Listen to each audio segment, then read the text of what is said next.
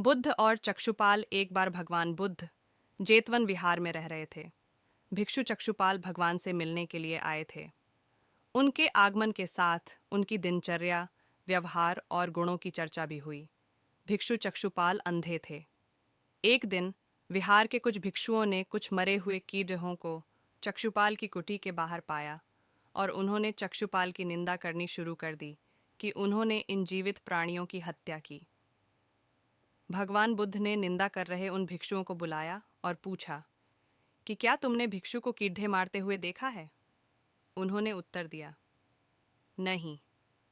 इस पर भगवान बुद्ध ने उन साधकों से कहा कि जैसे तुमने उन्हें कीड़ों को मारते हुए नहीं देखा, वैसे ही चक्षुपाल ने भी उन्हें मरते हुए नहीं देखा और उन्होंने कीड़ों को जानबूझकर नहीं मारा है, इसलिए उनकी भर्त्सना करना उचित नहीं है।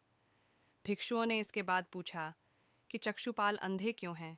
उन्होंने इस जन्म में अथवा पिछले जन्म में क्या पाप किए?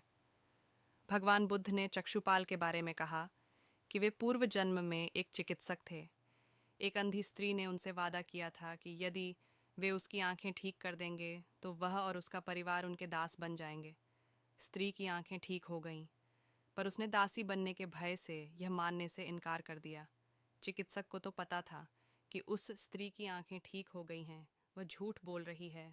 उसे सबक सिखाने के लिए या बदला लेने के लिए चक्षुपाल ने दूसरी दवा दी। उस दवा से महिला फिर अंधी हो गई। वह कितना ही रोई पीटी, लेकिन चक्षुपाल जरा भी नहीं पसीजा। इस पाप के फलस्वरूप अगले जन्म में चिकित्सक को अंधा बनना पड़ रहा। परिश्रम और धैर्य। एक बार भगवान बुद्ध अपने अनुयायियों के साथ किसी गांव में उपदेश देने जा रहे थे। उस गांव से पूर्व ही मार्ग में उन लोगों को जगह जगह बहुत सारे गड्ढे खुदे हुए मिले। बुद्ध के एक शिष्य ने उन गड्ढों को देखकर जिज्ञासा प्रकट की, आखिर इस तरह गड्ढे का खुदे होने का तात्पर्य क्या है? बुद्ध बोले, पानी की तलाश में किसी व्यक्ति ने इतने गड्ढे खोदे हैं। यदि वह धैर्यपूर्वक एक ही स्थान पर गड्ढे खोदता तो उसे पानी अवश्य मिल जाता, पर वह थोड़ी देर गड्ढा खोदता और पानी न मिलने पर दूसरा गड्ढा खोदना शुरू कर देता।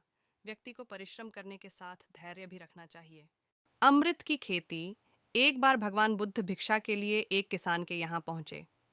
तथागत को भिक्षा के लिए आया देखकर किसान उपेक्षा से बोला, श्रमण, मैं हल जोतता हूँ और तब खाता हूँ। तुम्हें भी हल जोतना और बीज बोना चाहिए और तब खाना खाना चाहिए। बुद्ध ने कहा, महाराज, मैं भी खेती ही करता हूँ। इस पर किसान को जिज्ञासा हुई और वह बोला, मैं न तो तुम्हारे पास हल देखता हूँ, न बैल और न ही खेती का स्थल। तब आप कैसे कहते हैं कि आप भी खेती ही करते हो? आप कृपया अपनी खेती के संबंध में समझाइए। बुद्ध ने कहा, महाराज, मेरे पास श्रद्धा का बीज, तपस्या रूपी वर्षा और प्रजा रूपी जोत और हल है। पाप भीरुता का दंड है, विचार रूपी रस्सी है, स्मृति और जागरूकता रूपी हल की फाल और पेनी है। मैं वचन और कर्म में संयत रहता हूँ। मैं अपनी इस खेती को बेकार घास से मुक्त रखता हूँ और आनंद की फसल काट लेने तक प्रयत्नशील रहने वाला हूँ।